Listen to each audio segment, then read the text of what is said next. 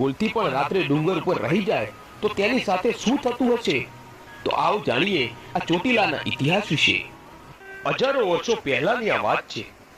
શ્રી ચામુંડા માતાજીનો ડુંગર હજારો વર્ષો જૂનો હોવાનો ઉલ્લેખ થાન પુરાણ નામના પુસ્તકમાં જોવા મળે છે। દેવી ભાગવત અનુસાર હજારો વર્ષો પહેલા અહીં ચંડ અને મુંડ નામના બે રાક્ષસનો ખૂબ જ ત્રાસ હતો।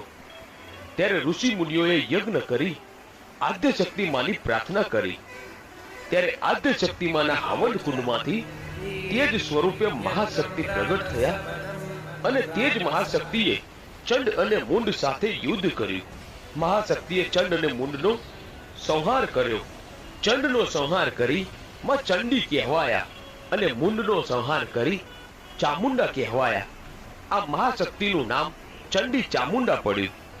બંને રાક્ષસનો વધ કર્યા પછી ચામુંડા